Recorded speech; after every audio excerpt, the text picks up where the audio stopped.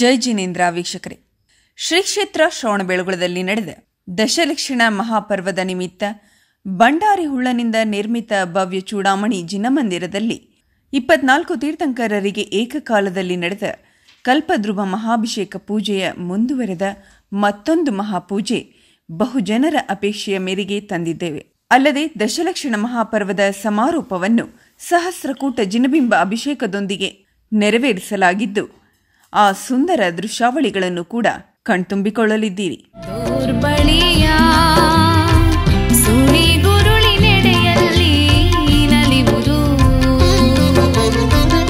ಏನು ಪುಣ್ಯವೇ ತಾಯಿ ಗಂಗೆ ನಿನ್ನದು, ಏನು ಪುಣ್ಯವೇ ತಾಯಿ ಗಂಗೆ ನಿನ್ನದು.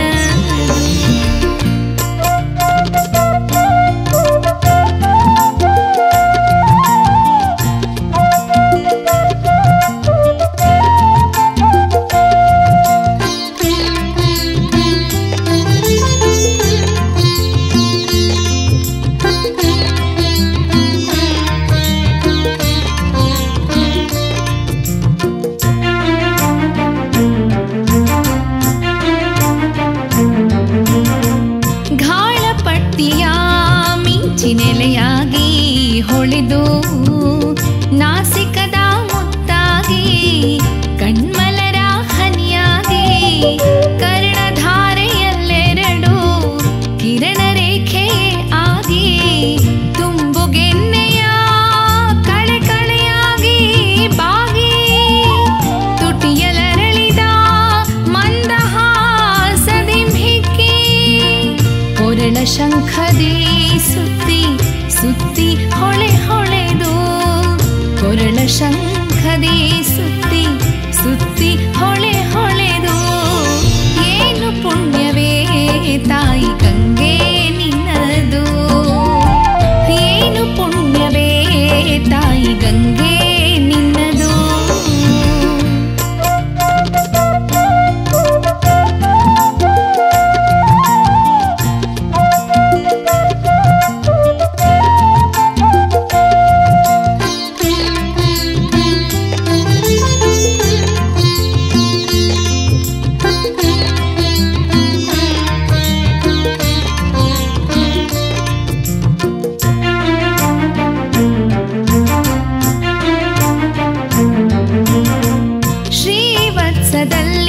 ಕೊಂಚ ವಿರಮಿಸಿ ನಿಂದು ತ್ರಿವಳಿಗಳ ತೆರೆಸುತ್ತಾ ನಾಭಿಯಲಿ ನಿಂದು ಭುಜಾದಂಡದಿಂದೆಳಿಯೇ ಲತೆಯೆಲ್ಲ ನಂದು ಅಂಜಲಿಯ ನೆಲೆಯಾಗಿ ಅಂಗುಲಿಯ ಮಣಿಯಾಗಿ ತೆರೆಯಾಗಿ ತೊರೆಯಾಗಿ ಊರು ಸ್ತಂಭವ ಮುಚ್ಚಿ ಭಕುತಿಯುನ್ಮ ಪಾದ ಪದ್ಮವ ತೊಳೆದು ನೀ ಮಣಿದು ಹಾಡಿದೆ ಕುಣಿ ಕುಣಿದು ದಣಿಯದೆ, ನೀ ಮಣಿದು ಹಾಡಿದೆ ಕುಣಿ ಕುಣಿದು ದಣಿಯದೆ ನಾಂದಿರಲು ಜನಮನ ಭಕ್ತಿ ಪೂರದಲ್ಲಿ. ಏನು ಪುಣ್ಯವೇ ತಾಯಿ ಗಂಗೆ ನಿನ್ನದು, ಏನು ಪುಣ್ಯವೇ ತಾಯಿ ಗಂಗೆ ನಿನ್ನದು.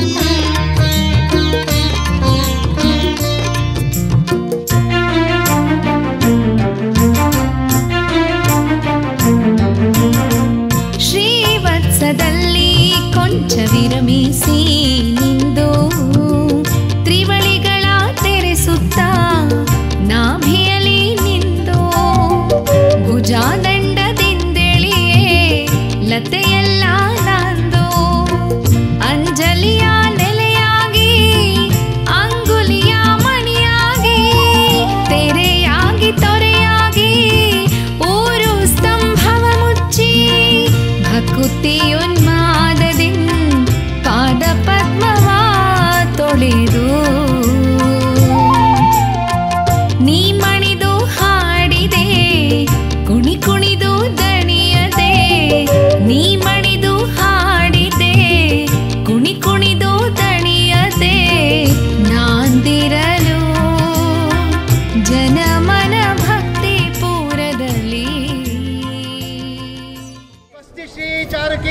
बट्टारक भट्टाचार्य वर्य गुरु महाराज की आज की आनंद की अहिंसा परमो धर्म की वीर धर्म की विश्व क्षमावणी धर्म की. ಈ ಸುಸಂದರ್ಭದಲ್ಲಿ ಭಗವಾನ್ ಶ್ರೀ ಅನಂತನಾಥ ತೀರ್ಥಂಕರರ ಅನಂತ ಚತುರ್ದಶಿ ಪ್ರಯುಕ್ತ ಅನಂತ ನೋಂಪಿ ವ್ರತವನ್ನು ಸಹಿತ ಶ್ರೀ ಕ್ಷೇತ್ರದಲ್ಲಿ ವಿಧಿಪೂರ್ವಕವಾಗಿ ಪ್ರತಿ ವರ್ಷದಂತೆ ನಡೆದು ಬಂದ ಪರಂಪರೆಯಂತೆ ನೆರವೇರಿಸಲಾಯಿತು. ಅಂಜಲಿಯ ನೆಲೆಯಾಗಿ ಅಂಗುಲಿಯ ಮಣಿಯಾಗಿ ತೆರೆಯಾಗಿ ತೊರೆಯಾಗಿ ಊರು ಸ್ತಂಭವ ಮುಚ್ಚಿ ಭಕುತಿಯುನ್ಮಾದದಿಂದ ಪಾದ ಪದ್ಮವ ತೊಳೆದು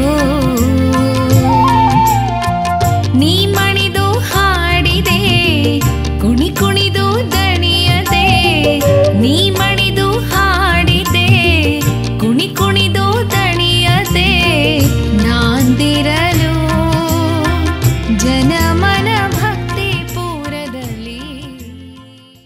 ಈ ಪರಂಪರೆಯು 2002ರಲ್ಲಿ ತಮ್ಮ ಗುರುಗಳಾದ ಕರ್ಮಯೋಗಿ ಚಾರುಶ್ರೀಗಳವರು ದೇಶದಲ್ಲಿ ಪ್ರಪ್ರಥಮವಾಗಿ ಜಾರಿಗೆ ತಂದ ಈ ಬೃಹತ್ ಆಚರಣೆಯನ್ನು ಶ್ರೀ ಕ್ಷೇತ್ರದ ಶ್ರೀ ದಿಗಂಬರ ಜೈನ ಮಹಾಸಂಸ್ಥಾನ ಮಠದ ಪೀಠಾಧ್ಯಕ್ಷರಾದ ಸ್ವಸ್ತಿ ಶ್ರೀ ಜಗದ್ಗುರು ಚಾರುಕೀರ್ತಿ ಪಂಡಿತಾಚಾರ್ಯವರ್ಯ ಭಟ್ಟಾರಕ ಭಟ್ಟಾಚಾರ್ಯವರ್ಯ ಮಹಾಸ್ವಾಮಿಗಳವರು ಉತ್ಕೃಷ್ಟ ಮಟ್ಟದಲ್ಲಿ ಮುಂದುವರಿಸಿಕೊಂಡು ಬಂದು ಪ್ರತಿ ವರ್ಷದಂತೆ ಈ ಬಾರಿ ಕೂಡ ಶ್ರೀ ಕ್ಷೇತ್ರದಲ್ಲಿ ಚಾತುರ್ಮಾಸ ನಿರತ ಆಚಾರ್ಯ ಶ್ರೀ ಸುವಿಧಿಸಾಗರ ಮಹಾರಾಜರು ಹಾಗೂ ಆಚಾರ್ಯ ಶ್ರೀ ವರ್ಧಮಾನ ಸಾಗರ ಮಹಾರಾಜರು ಹಾಗೂ ಸಂಘಸ್ಥ ತ್ಯಾಗಿಗಳ ಸಾನ್ನಿಧ್ಯದಲ್ಲಿ ದಶಲಕ್ಷಣ ಮಹಾಪರ್ವದ ಕ್ಷಮಾವಳಿ ಹಾಗೂ ಅನಂತ ನೋಂಪಿ ಅಂಗವಾಗಿ ಶ್ರವಣಬೆಳಗೊಳದ ಚಾವುಂಡರಾಯ ಸಭಾಂಗಣದಲ್ಲಿ ಆಯೋಜಿಸಿದ್ದ ಸಹಸ್ರಕೂಟ ಜಿನಬಿಂಬಕ್ಕೆ ಮಹಾಭಿಷೇಕ ನೆರವೇರಿಸಿ ಆಶೀರ್ವಚನ ನೀಡಿದರು.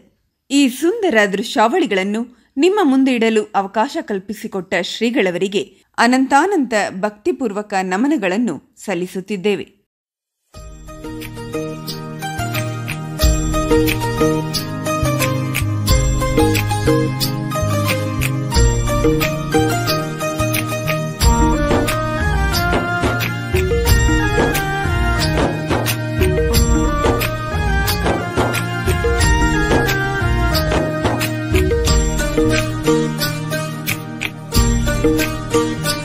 ಭಗವಂತನೇ ಆಲಿಸು ಎನ್ನ ಮೊರೆಯ ದಯ ತೋರಿಸಿ ಪಾಲಿಸು ಜಗದೊಡೆಯ. ಭಗವಂತನೇ ಆಲಿಸು ಎನ್ನ ಮೊರೆಯ ದಯ ತೋರಿಸಿ ಪಾಲಿಸು ಜಗದೊಡೆಯ. ದಿನ ಪೂಜಿಪೆ ನಿನ್ನಯ ಪದದಡಿಯ ಸದರುನ್ಮನದೊಳಗಿರು ಎನ್ನ ಜೀಯ. ದಿನ ಪೂಜಿಪೆ ನಿನ್ನಯ ಪದದಡಿಯ ಸದರುನ್ಮನದೊಳಗಿರು ಎನ್ನ ಜೀಯ. ಭಗವಂತನೇ ಆಲಿಸು ಎನ್ನ ಮೊರೆಯ ದಯ ತೋರಿಸಿ ಪಾಲಿಸು ಜಗದೊಡೆಯ.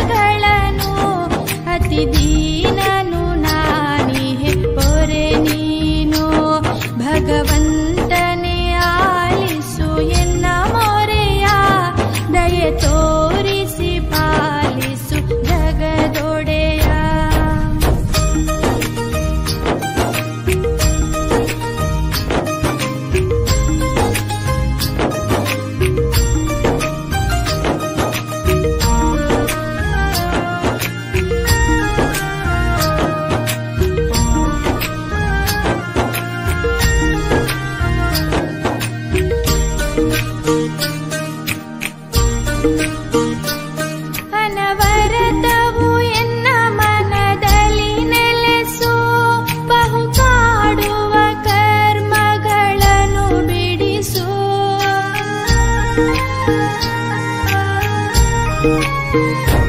ಅನವರತವು ಎನ್ನ ಮನದಲ್ಲಿ ನೆಲೆಸು, ಬಹು ಕಾಡುವ ಕರ್ಮಗಳನ್ನು ಬಿಡಿಸು. ಅತಿ ಚಂಚಲ ಮನವನ್ನು ಸ್ಥಿರಗೊಳಿಸು, ಅಳಿದುಳಿದೆನ್ನ ಜನುಮ ಸಫಲಗೊಳಿಸು. ಅತಿ ಚಂಚಲ ಮನವನ್ನು ಸ್ಥಿರಗೊಳಿಸು, ಅಳಿದುಳಿದೆನ್ನ ಜನುಮ ಸಫಲಗೊಳಿಸು. ಭಗವಂತನೇ ಆಲಿಸು ಎನ್ನ ಮೊರೆಯ, ದಯ ತೋರಿಸಿ ಪಾಲಿಸು ಜಗದೊಡೆಯ.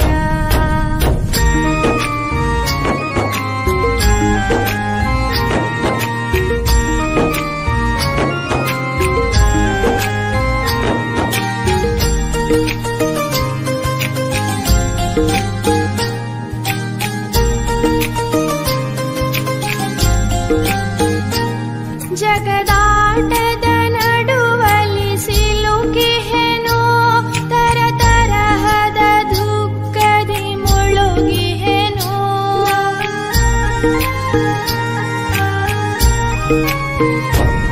ಜಗದಾಟದ ನಡುವಲ್ಲಿ ಸಿಲುಕಿಹೆನು, ತರತರಹದ ದುಃಖದಿ ಮುಳುಗಿಹೆನು.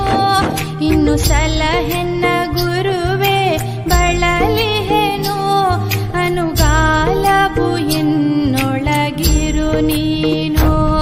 ಇನ್ನು ಸಲಹೆನ್ನ ಗುರುವೇ ಬಳಲಿಹೆನು, ಅನುಗಾಲವು ಎನ್ನೊಳಗಿರು ನೀನು.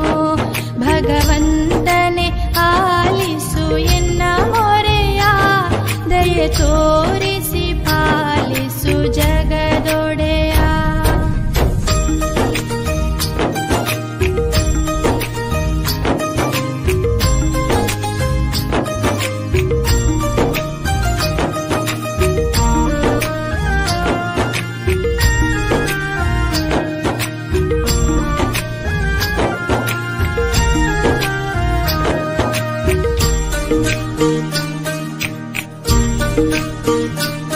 ನಿನ್ನ ಪದ ಕಮಲಡಿಯಲ್ಲಿ ನೆಲೆ ನೀಡು, ಎಡಬಿಡದನು ದಿನ ಕಾಪಾಡು.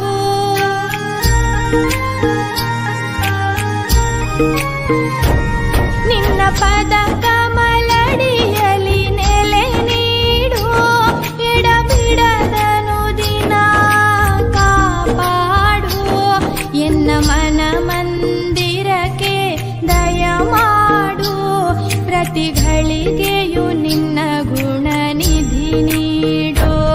ಎನ್ನ ಮನ ಮಂದಿರಕ್ಕೆ ದಯ ಮಾಡು, ಪ್ರತಿಗಳಿಗೆಯು ನಿನ್ನ ಗುಣನಿಧಿ ನೀಡು. ಭಗವಂತನೇ ಆಲಿಸು ಎನ್ನ ಮೊರೆಯ, ದಯ ತೋರಿಸಿ ಪಾಲಿಸು ಜಗದೊಡೆಯ. ಏನು ಕ್ಷಮಾವಾಣಿ ಅಂದರೆ ಯಾರು ಹೇಳ್ತೀರಾ? ನಮ್ಮ ಮನಸ್ಸನ್ನು ಸ್ವಚ್ಛಗೊಳಿಸಿಕೊಳ್ಳುವಂತಹ ದಿನ. ಏನು? ನಮ್ಮ ಮನಸ್ಸನ್ನು ಸ್ವಚ್ಛಗೊಳಿಸುವಂತಹ ದಿನ, ನಮ್ಮ ಮನಸ್ಸನ್ನು ಹಗುರಗೊಳಿಸಿಕೊಳ್ಳುವಂತಹ ದಿನ. ಏನು ಈ ದಿನ? ಕ್ಷಮಾವಾಣಿ ಅಂತಂದರೆ ಕೇವಲ ಸುಮ್ಮನೆ ಪರಸ್ಪರ ಉತ್ತಮ ಕ್ಷಮ ಅಂಥೇಳಿ ಕೇಳ್ಕೊಳ್ಳುವಂಥದ್ದು ಅಲ್ಲ. ನಾವೆಲ್ಲರೂ ಕೂಡ ಪರಸ್ಪರ ಮನಸ್ಪೂರ್ವಕವಾಗಿ ನಮ್ಮ ಮನಸ್ಸಿನಲ್ಲಿರ್ತಕ್ಕಂತಹ ಕೆಟ್ಟ ಭಾವನೆಗಳು, ಬೇರೆಯವರ ಮೇಲೆ ಇರ್ತಕ್ಕಂತಹ ದ್ವೇಷಗಳು, ಆ ದ್ವೇಷಗಳೆಲ್ಲ ಏನಿದೆ ಅಲ್ಲ, ಅದೆಲ್ಲ ನಮ್ಮ ಮನಸ್ಸಿನಲ್ಲಿರುವಂತಹ ಕಲೆಗಳು, ಕೊಳೆಗಳು, ಅವುಗಳನ್ನು ತೊಳೆಯುವಂತಹ, ಸ್ವಚ್ಛಗೊಳಿಸುವಂತಹ ದಿನವೇ ಈ ಉತ್ತಮ ಕ್ಷಮಾವಾಣಿ ದಿನ ಅಂಥೇಳಿ ಹೇಳ್ಬೋದು. ಹಾಗೆ ಈ ದಶಲಕ್ಷಣ ಪ್ರಾರಂಭ ಆಗಬೇಕಾದ್ರೂ ಕೂಡ ಏನಿತ್ತು? ಉತ್ತಮ ಕ್ಷಮ ಇತ್ತು. ಹಾಗೆ ಕೊನೆ ಆಗಬೇಕಾದ್ರೂ ಕೂಡ ಕ್ಷಮೆ ಅಂತಕ್ಕಂಥದ್ದಿದೆ. ಹಾಗೆ ಈ ಕ್ಷಮೆಯ ವಿಶೇಷತೆ ನೋಡಿ, ಪ್ರಾರಂಭ ಆಗಬೇಕಾದ್ರೂ ಕೂಡ ಇತ್ತು, ಹಾಗೆ ಕೊನೆ ಆಗಬೇಕಾದ್ರೂ ಕೂಡ ಇದೆ. ಹಾಗಾಗಿ ಈ ಕ್ಷಮೆಗೆ ಎಷ್ಟು ಒಂದು ಸ್ಥಾನಮಾನ ಇದೆ, ಎಷ್ಟು ಗೌರವ ಇದೆ, ಅಥವಾ ಎಷ್ಟು ಶ್ರೇಷ್ಠವಾಗಿರ್ತಕ್ಕಂಥದ್ದು, ಎಷ್ಟು ಅವಶ್ಯಕವಾಗಿರ್ತಕ್ಕಂಥದ್ದು ಅಂಥೇಳಿ ನಾವೆಲ್ಲರೂ ಕೂಡ ಯೋಚನೆ ಮಾಡಬೇಕು. ಹಾಗೆ ಕ್ಷಮೆಯನ್ನು ವೀರರ ಭೂಷಣ ಅಂಥೇಳಿ ಹೇಳ್ತಾರೆ. ಏನು?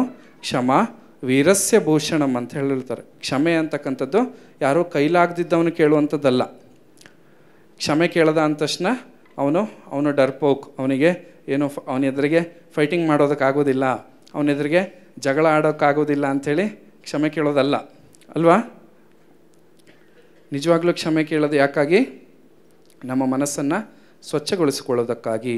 ಅವು ಯಾರ ಮೇಲೂ ಕೂಡ ಪರಸ್ಪರ ವೈರತ್ವ, ದ್ವೇಷ ಯಾವತ್ತೂ ಕೂಡ ಹೊಂದಬಾರ್ದು, ಅದನ್ನು ಮುಂದುವರಿಸ್ಕೊಂಡು ಹೋಗಬಾರ್ದು ಅನ್ನೋ ಒಂದು ಕಾರಣದಿಂದ ನಾವು ಕ್ಷಮೆಯನ್ನು ಕೇಳುವಂಥದ್ದು. ಹಾಗಾಗಿ ಕ್ಷಮೆ ಕೇಳೋದು ಅಷ್ಟೊಂದು ಸುಲಭವಲ್ಲ. ಕ್ಷಮೆ ಕೇಳ್ತಕ್ಕಂಥದ್ದು ಅಥವಾ ಕ್ಷಮೆಯನ್ನು ಮಾಡ್ತಕ್ಕಂಥದ್ದು ಅಷ್ಟೊಂದು ಸುಲಭವಾದಂಥದ್ದಲ್ಲ. ಹಾಗಾಗಿ ನಮ್ಮ ಮನಸ್ಸಿನಲ್ಲಿ ಅಹಂಕಾರ ಅಂತಕ್ಕಂಥದ್ದು ಒಂದಿದೆ ಅಲ್ವಾ? ಅಹಂಕಾರ ಯಾರಿಗೂ ಕೂಡ ಕ್ಷಮೆಯನ್ನು ಮಾಡೋದಕ್ಕೆ ಬಿಡೋದಿಲ್ಲ. ಹಾಗೆ ಕ್ಷಮೆಯನ್ನು ನಾವು ಮಾಡೋದಿಲ್ಲ, ಹಾಗೆ ಯಾರು ಕೇಳಿದರೂ ಕೂಡ ಅದನ್ನು ಒಪ್ಕೊಳ್ಳೋದಿಲ್ಲ ನಾವು. ಹಾಗಾಗಿ ಮನಸ್ಸಿನಲ್ಲಿ ಅಹಂಕಾರ ಅಂತಕ್ಕಂಥದ್ದು ಏನಿದೆ ಅದರಿಂದಾಗಿ ನಮಗೆ ಕ್ಷಮೆಯನ್ನು ನಾವು ಮಾಡೋದಕ್ಕೂ ಕೂಡ ಕಷ್ಟ, ಹಾಗೆ ಕ್ಷಮೆಯನ್ನು ಸ್ವೀಕರಿಸ್ಕೊಳ್ಳೋದು ಕೂಡ ಕಷ್ಟವಾಗ್ತದೆ. ಹಾಗೆ ನಮ್ಮ ಎಲ್ಲರಲ್ಲೂ ಕೂಡ ಸಣ್ಣ ಸಣ್ಣ ವಿಚಾರಗಳಿಗೆ, ಸಣ್ಣ ಸಣ್ಣ ಮಾತುಗಳಿಗೆ ಜಗಳಗಳಾಗ್ತದಲ್ವಾ? ಮಾತುಗಳು ಮಾತಾಗಿದ್ದರೆ ಅಡ್ಡಿಲ್ಲ, ಏನೋ ಮಾತುಗಳು ಮಾತಾಗಿದ್ದರೆ ಅಡ್ಡಿಲ್ಲ. ಅದಕ್ಕಿಂತ ಒಂಚೂರು ಮುಂದೆ ಹೋದರೆ ಏನಾಗ್ತದೆ? ಮಾತುಗಳು ಜಗಳದ ರೂಪಕ್ಕೆ ಹೋಗ್ತದೆ. ಅದು ಕೂಡ ಅಡ್ಡಿಲ್ಲ, ಮಾತುಗಳು ಜಗಳಕ್ಕೆ ಹೋದರೂ ಅಡ್ಡಿಲ್ಲ. ಆದರೆ ಮಾತುಗಳು ಜಗಳವಾಗಿ ಇನ್ನು ಮುಂದುವರಿತಾ ದ್ವೇಷಕ್ಕೆ ಹೋಗಬಾರ್ದು ಅಂತ ಹೇಳ್ತಾರೆ. ಏನೋ ಮಾತುಗಳು ಮಾತಾಗೇ ಉಳಿಬೇಕು. ಸಾಮಾನ್ಯವಾಗಿ ಏನೋ ಜಗಳಗಳಾಗ್ತದೆ, ಏನೋ ಸಣ್ಣ ಪುಟ್ಟ ನಾವೊಂದು ಹೇಳ್ತೀವಿ, ಅವರೊಂದು ಹೇಳ್ತಾರೆ, ಅವು ಮಾತುಗಳು ಮಾತಾಗೇ ಇರಬೇಕು. ಇನ್ನೂ ನಿಮಗೆ ಸಹಿಸ್ಲಿಕ್ಕಾಗಿಲ್ಲ ಅಂತಂದರೆ ಮಾತುಗಳು ಜಗಳವಾಗ್ತದೆ. ಜಗಳ ಆದರೂ ಕೂಡ ಅಡ್ಡಿಲ್ಲ, ಆದರೆ ಆ ಜಗಳಗಳು ಮುಂದೆ ಹೋಗ್ತಾ ದ್ವೇಷವಾಗಬಾರ್ದು ಅಂಥೇಳಿ ಹೇಳಲಾಗ್ತದೆ.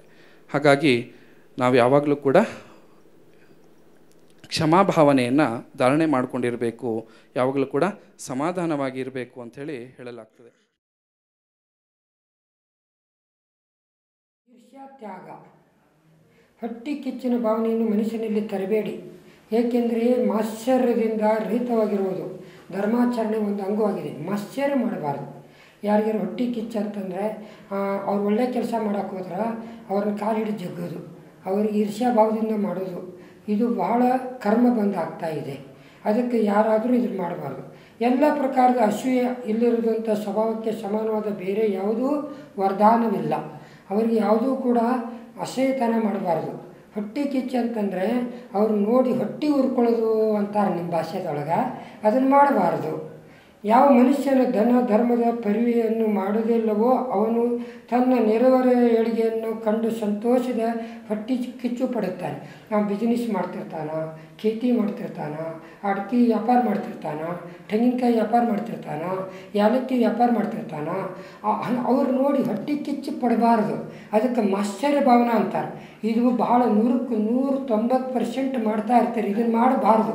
ಇದನ್ನು ಮಾಡೋದ್ರಿಂದ ನೀನು ಏಳಿಗೆ ಆಗೋದಿಲ್ಲ, ಅವ್ರಿಗೂ ಏಳಿಗೆ ಆಗೇ ಆಗ್ತೈತೆ. ಅವ್ರ ಪುಣ್ಯ ಇರ್ತದೆ, ನಿನ್ನ ಪಾಪ ಕರ್ಮದು ಇರ್ತೈತೆ, ನಿನ್ನ ಪುಣ್ಯನೂ ಅವನ ಕಡೆ ಜಕ್ಕೊಂಡು ಹೋಗ್ತಾ ಇದೆ, ನೀನು ಪಾಪಿಷ್ಟ ಆಗ್ತಿದೆ. ಅದನ್ನು ಮಾತ್ಸರ್ಯ ಭಾವನೆ ಬಿಡೋದು ಭಾಳ ಶ್ರೇಷ್ಠವಾಗಿರ್ತದೆ ಅಂತ ತಿಳಿಸ್ತೇನೆ. ಬುದ್ಧಿವಂತನ ಜನರು ಈರ್ಷ್ಯಾ ಬುದ್ಧಿಯಿಂದ ಬೇರೆಯವರಿಗೆ ಕೆಡುಕನ್ನು ಬಯಸುವುದಿಲ್ಲ. ಯಾರು ಬುದ್ಧಿವಂತ ಮನುಷ್ಯ ಇರ್ತಾನಲ್ಲ ಮತ್ತೊಬ್ಬರಿಗೆ ಈರ್ಷ್ಯಾ ಮಾಡೋದಿಲ್ಲ. ಯಾರು ಬುದ್ಧಿವಂತ ಇರೋದಿಲ್ಲ, ಅಜ್ಞಾನಿ ಇರ್ತಾನ, ಅವ್ರಿಗೆ ಈರ್ಷ್ಯಾ ಮಾಡ್ತಿರ್ತಾನ. ತನ್ನ ಬೆವರನ್ನು ಸುರಿಸಬೇಕು, ತಾನು ದುಡಿಬೇಕು, ತಾನು ಕೆಲಸ ಮಾಡಬೇಕು, ತಾನು ಒಳ್ಳೆಯ ಕೆಲಸ ಮಾಡಬೇಕು. ದೇವಪೂಜಾ, ಗುರುಪಾಸ್ತಿ, ಸ್ವಾಧ್ಯಾಯ, ಸಂಯಮ, ತಪ, ದಾನ ಎಲ್ಲ ಕ್ರಿಯೆ ಮಾಡ್ಕೊತ ಹೋದ್ರೆ ನಿನ್ನ ಮನೆಯೊಳಗೆ ಸಮೃದ್ಧಿ ಸಾಕಷ್ಟು ಸಂಪತ್ತಿ ಬಂದು ಬೀಳ್ತದೆ. ಅದಕ್ಕಾಗಿ ನೀನು ಒಂದು ಇರುವಿ 100 ಕಿಲೋಮೀಟ್ರ್ ನಡೆದು ಬಂದು ಬೆಲ್ಲ ತಿಂತೈತಿ, ಪುರುಷಾರ್ಥ ಮಾಡ್ತೈತಿ. ನಿಮಗೇನು ಬ್ಯಾನಿ, ನೀವು ಕೂಡ ಅದನ್ನು ಮಾಡಬೇಕು. ವಾತ್ಸಲ್ಯವುಳ್ಳ ವ್ಯಕ್ತಿಗೆ ಅಸಹ್ಯ ಪ್ರಬಲ ಶಕ್ತಿ ಇರುತ್ತದೆ.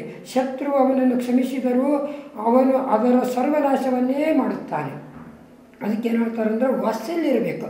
ವಾತ್ಸಲ್ಯ ಅಂದರೆ ಒಂದು ಆಕಳು ಇರ್ತೈತಿ, ಆಕಳ ಇಳಿದಿರ್ತೈತಿ, ಇಳಿದಾಗ ತನ್ನ ಕರುವನ್ನು ಏನು ಮಾಡ್ತೈತಿ ನೆಕ್ತಾ ಇರ್ತೈತಿ. ಮತ್ತು ಆಕಳ ತನ್ನ ಹೊಲಕ್ಕೆ ಹೋಗ್ತೈತಿ, ಹೊಲಕ್ಕೆ ಹೋಗಿ ಹುಲ್ಲು ತಿಂದು ಬರ್ತೈತಿ, ಬಂದು ಅದು ನಿಮ್ಮನಿಗೆ ಹಾಲು ಕೊಡ್ತೈತಿ. ಯಾರ ಕರುವನ್ನು ಹೊಡೆದ್ರೆ ಹಾಲನ್ನು ಕೊಡೋದಲ್ಲ, ಏರ್ಸ್ಕೊಂಡ್ಬಿಡ್ತೈತಿ ಅದು. ಅದಕ್ಕೆ ವಾತ್ಸಲ್ಯ ಭಾವನಾ ಅಂತ ಹೇಳ್ತಾರೆ. ಅದೇ ಥರ ನೀವು ವಾತ್ಸಲ್ಯ ಭಾವನೆ ಇರಬೇಕು. ಆಕಳ ತನ್ನ ಕರುವನ್ನು ಯಾವ ಥರ ಪ್ರೀತಿ ತೋರಿಸ್ತಿದೆ ಹಾಗೆ ಮನುಷ್ಯರು ಕೂಡ ಪ್ರೀತಿಯನ್ನು ಉಂಟು ಮಾಡಿಕೊಳ್ಬೇಕು. ವೈಶಾಲಿ ಚಂದ್ರಪ್ರಭು ನಿರ್ಮಾಣದಿ ಜೈನ ಸಮಾಜದ ಪ್ರೋತ್ಸಾಹದಿ ಇದು